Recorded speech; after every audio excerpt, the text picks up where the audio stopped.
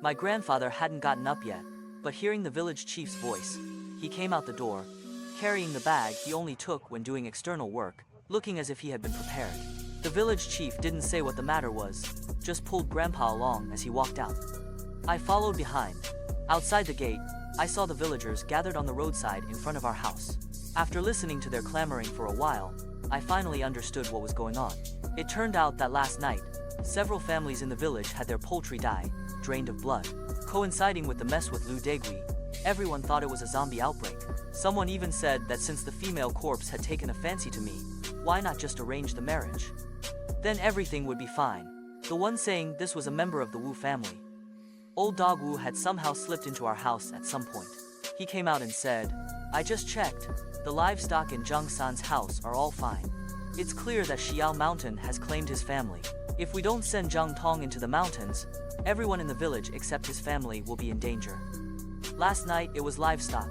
Tonight, it might be people." Old Dog Wu's reputation was tarnished, but he still held some sway. With the Wu family members adding their voices, panic spread through the crowd for a moment, and they all urged Grandpa to comply with the female corpse's wishes. I finally understood. They thought that because I lifted the red veil from the female corpse's face yesterday, she had set her sights on me. The red veil of a new bride can only be lifted by the groom, and only after the wedding ceremony is complete. Moreover, that female corpse was dead. How could she take a fancy to me? Old Dog Wu was talking nonsense, forcing me to marry a dead person. He wanted to kill me. Listening to the crowd, Grandpa's face darkened and shifted.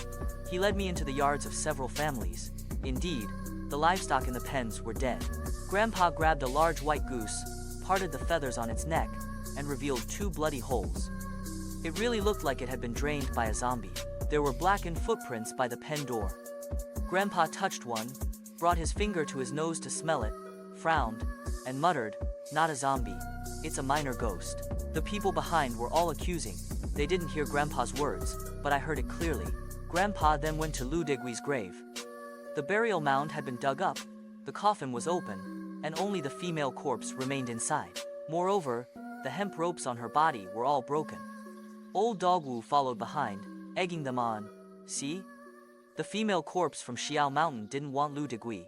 That's why Lu Degui became a corpse and bit the village's livestock to death. Only by letting Zhang Tong comply with the female corpse's wishes will Lu Degui settle down." Grandpa jumped into the grave pit and muttered to himself. If the corpse came out from inside, the earth would fill back in, and soil would fall into the coffin. I looked. The coffin was clean. That meant Lu Degui's grave had been dug open from the outside. Stirred up by Old Dog Wu, the villagers, ignoring right and wrong, began to accuse, saying Grandpa hadn't handled things properly, had caused the village's livestock to die, and that tonight, Lu Degui would come out and start harming people. Seeing Grandpa stay silent, I grew anxious and was about to retort, but Grandpa tugged my arm and told me to shut up. Grandpa steadied himself in the grave pit, bent down, took the female corpse's hand, and with a yank, pulled her out. As she landed, her feet touched the ground. After Grandpa let go, the corpse didn't fall backwards but stood stiffly upright. Seeing this, the voices of accusation around them instantly weakened. Only then did Grandpa say, "Our Zhang family will take responsibility for this matter. But Lu Degui's corpse must be found as soon as possible. Also, the death of the livestock is very strange. I suspect someone is raising a minor ghost, gathering souls by sucking blood." Grandpa turned his gaze to Old Dog Wu and asked meaningfully, "Old Wu Shi, wouldn't you say so?" Seeing Grandpa looking at him, Old Dog Wu seemed somewhat guilty and said, "A minor ghost? What minor ghost? Zhang San, don't change the subject."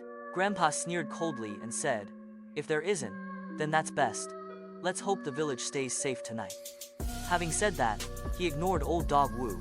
He pressed a finger to the female corpse's brow, told me to go hold her hand. I was terrified to death and unwilling to go.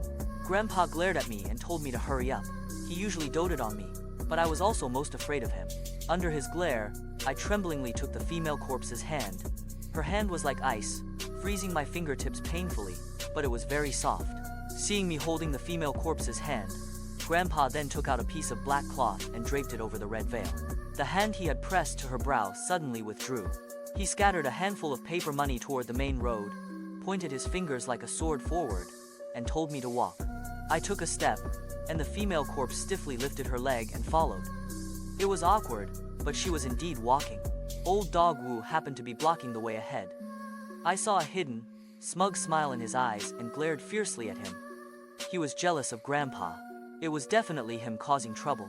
I led the female corpse 2 more steps before Old Dog Wu finally moved aside and said in a mocking tone, "Master 3, safe journey." Grandpa ignored him,